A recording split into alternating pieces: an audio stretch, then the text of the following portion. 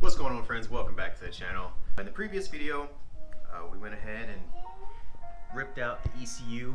That was a huge pain in the balls, but I got through it, and I learned a few things along the way. It really wasn't that hard, but it was just a tad bit challenging. So if you have any questions, go ahead and check that out. In order to get the exhaust installed, you have to do a few things first.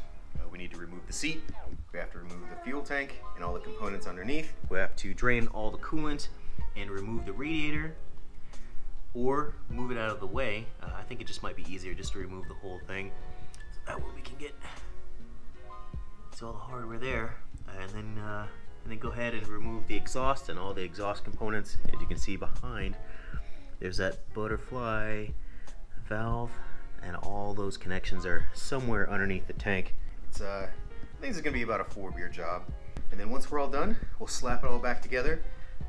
Hopefully by then I'll get the ECU returned and we'll start this thing up and see what it sounds like. So the first step is getting the seat off, and it starts out a bit different than any other bike I've had. You need to use the key to unlock this little trunk area to access the hardware that lets you release the seat.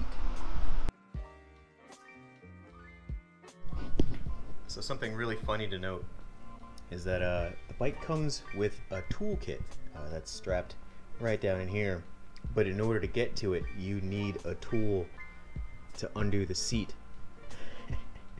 So I feel like that toolkit's useless right where it is. That's pretty funny. After we get the battery disconnected, we go ahead and remove this brace here, and we'll have to remove the side panels from this side and the other side, this front tank cover piece here, and then we can go ahead and take the tank off.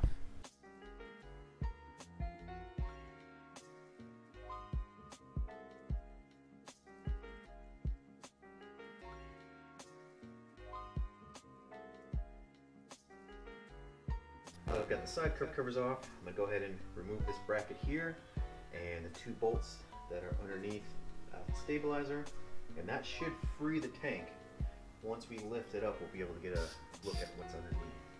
Alright, so now that all the hardware is removed from the tank, I went ahead and lifted it up a little bit, and there are 2 hoses down here that I can see. So I'm in the process of removing them from the tank, and I believe that afterwards I should just have to lift it off. I'm doing my best to be careful. 1, I don't want to scratch anything. And 2, I'm not 100% sure all what's under here. I don't see anything else underneath this tank that needs to get disconnected, so lift it off very carefully. What is that? What is that? Is that the bottom of the fuel tank right there? I think there's something going on under here. I can't tell what it is just yet, but we're gonna carefully lift it up, take a peek, and I might have to set it back down. Aha, I see it. So underneath here is another tiny little fuel line. I guess since this is the lowest point of the tank, this is where it sucks from. That makes sense. So there's a fitting right here. Okay, so there's that fuel hose right there. This tank should be free to come out. And there it is. The fuel tank is free. Alright, so the tank is off. Wow. So the reason we had to remove the fuel tank is to remove the oxygen sensor, which is right here. If you follow it all the way down, you'll see that this is it, right here, O2 sensor. So we got to remove that, and I believe there's 1 or 2 other components. If you follow these other cables, they all go down into here. Now that the tank is removed, I'm gonna go ahead and get the radiator removed. But first, I need to drain the coolant. There is the drain plug right there. I could go ahead and start removing all the exhaust butterfly valve connections and O2 sensor, but I think I'll have a better idea of what I'm working with once I can start removing some of the exhaust components. So I'm gonna go ahead and get that drained, We'll work on getting this radiator removed and out of the way, and then we'll move on from there. So far, I would say if I was drinking right now, which I should start doing. Why don't I have a beer right now? I'd say I would be 1 beer in, so this is still looking out to be a 4 beer job. Not that bad. So I went ahead and got 2 buckets, a smaller one to catch all of the coolant and a larger one to store it in. I think if the bike were a little bit older, or if I lived in a warmer climate, I might go ahead and put a heavier duty coolant in the bike, but I think what's in there should be sufficient.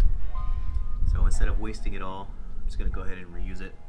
So once I get it into this big orange bucket, which is nice and clean, I've got a lid to store it until I'm ready to put it back into the bike. In order to properly remove the radiator, I'd have to disconnect the air switching valve. There's a lot of stuff going on. You guys in here. There's a lot of stuff going on in there, and even though I am going to have to plug that hose right there, I'm gonna have to plug this hose. I really don't want to remove any of this, so I think what I'm gonna do, I'm gonna attempt to just free the radiator. You can see the mount, one of the mount bolts right there, and there's one on the other side, and then there's one on this clamp down here. Once I disconnect the hoses, I think I might be able to swing it back just enough to give me some room. I actually think it might be more than enough room to work. So we'll just see. I'm gonna make sure I put some bubble wrap on there so it doesn't accidentally bump. I would rather do that than take it off. I'm just gonna see how this works. I'm still trying to figure out how I can do this without removing the entire radiator. As you see, it moves freely now. I was able to loosen up the mounting hardware up top, so I've got some clearance, and I can access all of the header bolts except for this guy. So this guy here and the similar one on the other side right here. So I can get them out. Getting them off is not an issue, but when it's time to re-torque them, I don't have enough clearance to get the torque wrench to this guy or that other one in the back. So what I'm thinking is I might be able to just remove the fans. If I can get the fans to slide out of the way, that gives me an extra 2 inches of clearance, maybe a little bit more, and really that's all I need, because those get torqued down to 9 foot-pounds. The value is different if you look in the shop manual, but because of the titanium, I was told don't do any more than 9 foot-pounds. So I have to use my inch-pound torque wrench. Obviously convert 9 foot-pounds to inches, it's 108 inch-pounds. If I remove this out of the way, I'll get an extra, inch or 2 of clearance, which should be plenty enough to torque those down. So I'm thinking that's what I should do. And then afterwards, just to reattach these guys, that's only 78 inch-pounds, and that's pretty easy to do. So I think that's what I'm gonna do. Disconnect that little wire tie right there, and then what I'll do is I'll find a spot to zip tie it to, probably the green part of the frame right there, so that way they just don't dangle. I want to be able to move them, but I don't want them to hang freely. I don't think that's a good idea. So that's what I'm gonna do. Alright, so I think I was right. By loosening up the fan and sliding it over, I give myself an extra 2 inches or so, allow me to get to these guys and torque them down correctly. So I think it worked. I'm gonna stop for right now and have some lunch and play with my kid, and I'll pick this up again later. I forgot what I was doing before. Oh yeah, okay, so working on getting this exhaust off. I figured out that if I undo the hardware here and then slide back these little these little sheaths right here. There's some tightening screws underneath, so I loosened those all the way up. And then under here, there was a bracket on top of this little box. I was holding a bunch of harnesses, so I undid that.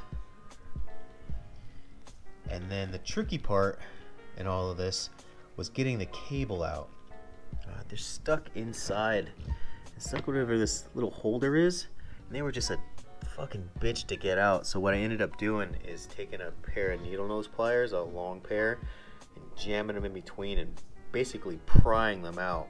And then once they broke free of the little holder, they just come out. So now I'm just gonna slide these things all the way through that way, and then remount this box and reconnect all the stuff that was mounted to it. So I'll be back. So I undid this exhaust clamp here, loosen that, so now that it's free, I'm just gonna take this off and that whole part should slide right off. Oh, it's coming off, it's coming off.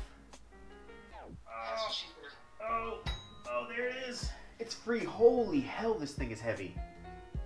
God damn. Oh, I gotta find some place to put it now. Oh, so it slid right off. But good lord, that thing is heavy. Man, this bitch has gotta weigh at least, fuck, at least 20 pounds. Now that it's off, we're one step closer. So my next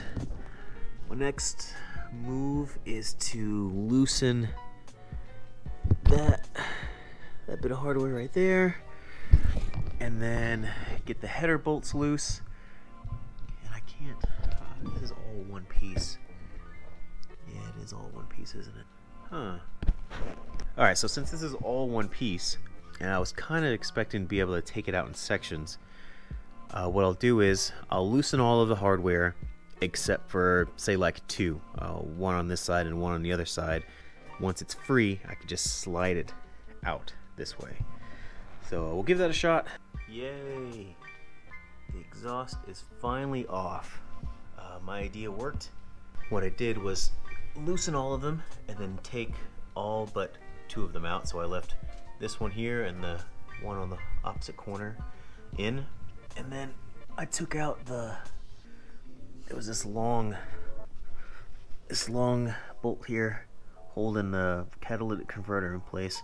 When I took that out, it landed on this box. I just put the box here just to give it a little bit of height, and then I just slid it out and pulled it towards me and it came out.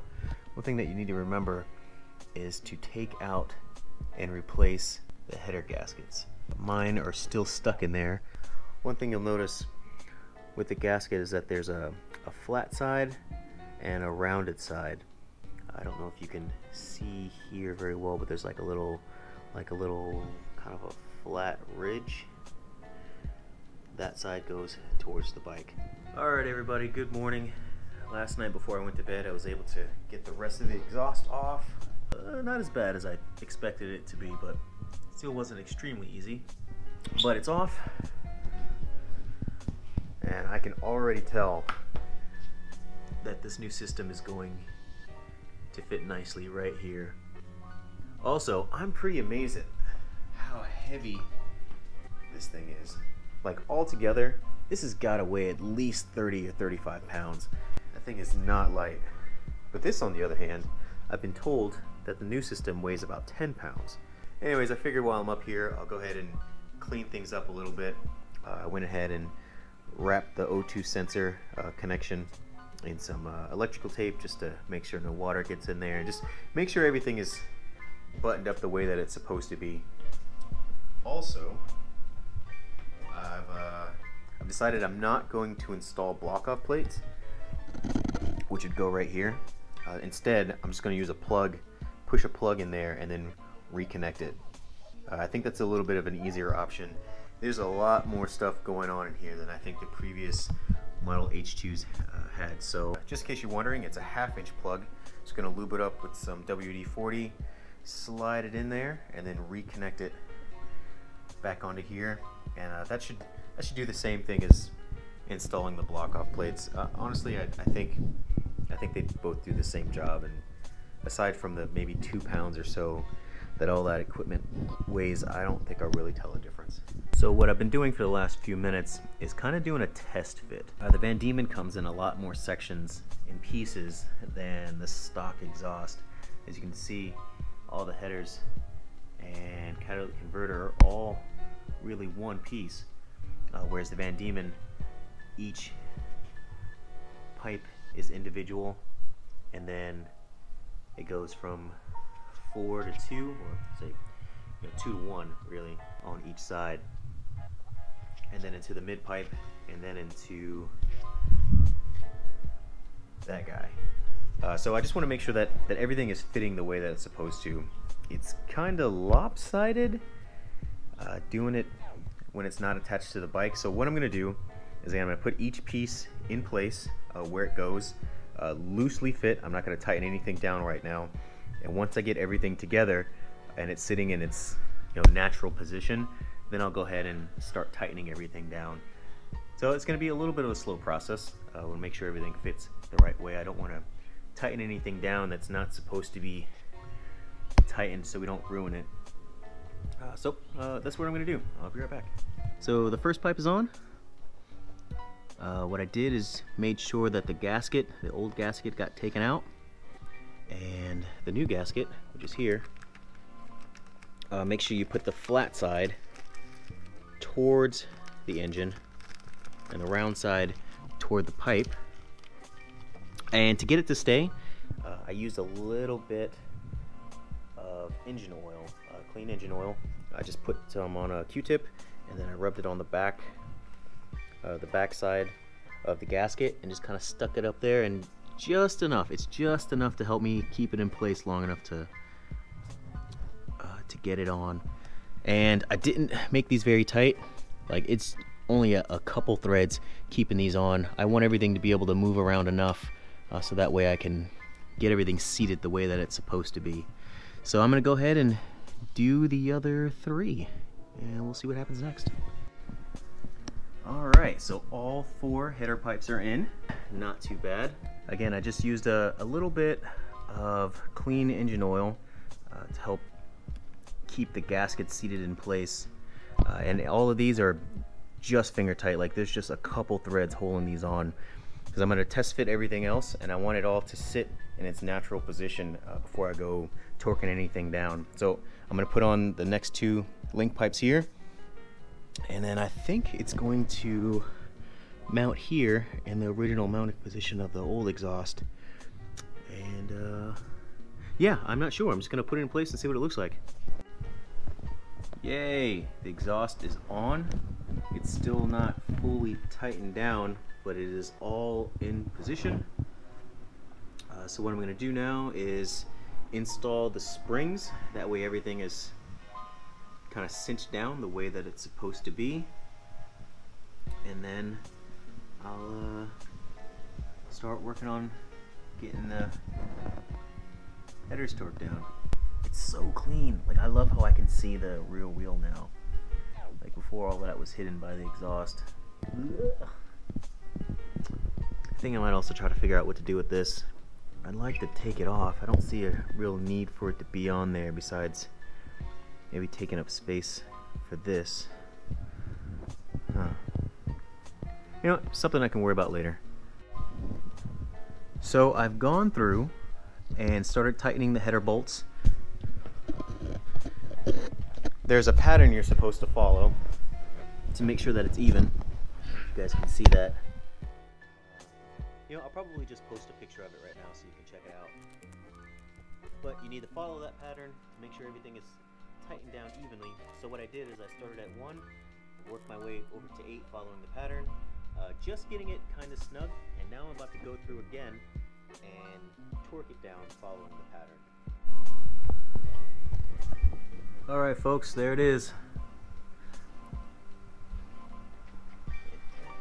Vandemon exhaust has been installed. Everything is torqued down. Springs are in place.